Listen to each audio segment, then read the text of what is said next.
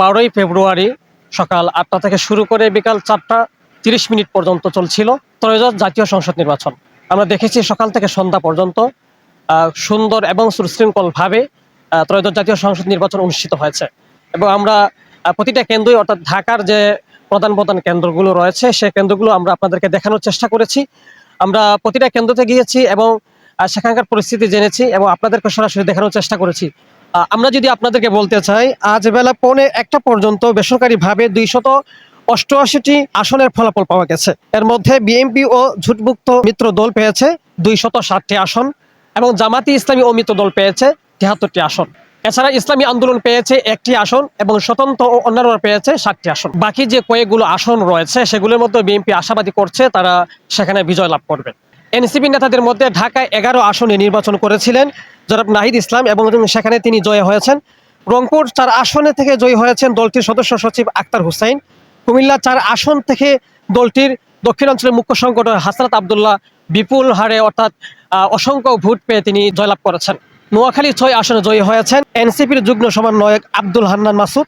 কুড়িগ্রাম 2 থেকে যুগ্ম আহ্বায়ক আতিকুর রহমান মুজাহিদ এবং নারায়ণগঞ্জ 4 থেকে জয়ী হয়েছেন আব্দুল্লাহ আমিন আল গাজী। এবছর মোট 42,779টি ভোট কেন্দ্রে ভোট গ্রহণ অনুষ্ঠিত হয়েছে।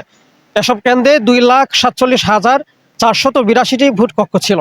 এই নির্বাচনে মোট 50টি রাজনৈতিক দল অংশগ্রহণ করেছে। প্রতিদ্বন্দ্বিতা করে 2,028 জন প্রার্থী। আজ এখন সংসদ ভবনের ঠিক সামনে অবস্থান করছি। আমরা জানি সরকারিভাবে প্রার্থীদের তালিকা চূড়ান্ত করার পর এই সংসদ ভবনেই কিন্তু যে প্রার্থীরা নির্বাচিত হয়েছেন বা আরো কয়েকজন বাকি রয়েছেন তারা হবেন। তারা কিন্তু জনগণের উদ্দেশ্যে শপথ গ্রহণ করবেন, আগামীতে দেশকে কিভাবে পরিচালনা করবেন সেই উদ্দেশ্যে সেই সংসদে কিন্তু তারা শপথ গ্রহণ করবেন। তো গতকালের যে নির্বাচন অর্থাৎ ত্রয়োদশ সংসদ নির্বাচন চলে গেছে, এখন পর্যন্ত জনগণের কাছে কেমন একটা প্রতিক্রিয়া সৃষ্টি হয়েছে সেটা মূলত আমরা সরাসরি আজকে সংসদ ভবনের সামনে কিছু মানুষ অবস্থান করছেন তাদের কাছ থেকে মূলত আমরা এটা জানার চেষ্টা করব আসলে গতকালের নির্বাচন নিয়ে মানুষের মধ্যে কি ধারণা এবং তারা কি আশা করছে আগামী সরকারের কাছে। আসসালামু আলাইকুম, কেমন আছেন? ভালো আছি। গতকাল ত্রয়োদশ সংসদ নির্বাচন চলে গেছে, জি আপনি কি ভোট দিচ্ছেন?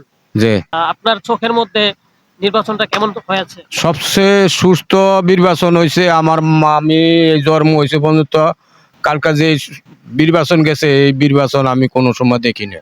দর্শক, একটা কথা আমরা বলতে চাই, দীর্ঘ 30 থেকে বলা যায় এর চেয়ে বেশি সময় ধরে বাংলাদেশের মধ্যে কোনো পুরুষ শাসক ছিল না, অর্থাৎ প্রধানমন্ত্রী ছিল না।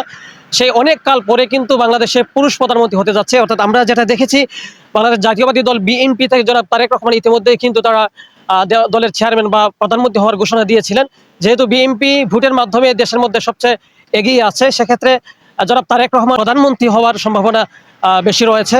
আমরা আরো কয়েকজনের কাছ থেকে জানবো। চাই হলো ঠিক আছে, আরো সুন্দরভাবে ঠিক আছে, আমরা তো এখানে ব্যবসা বাণিজ্য করতে পারি ঠিক আছে, আরো যে মানুষজন ষড়যন্ত্র যে ভালো চলতে পারে এটাই আমরা চাই বেশি অংশতে।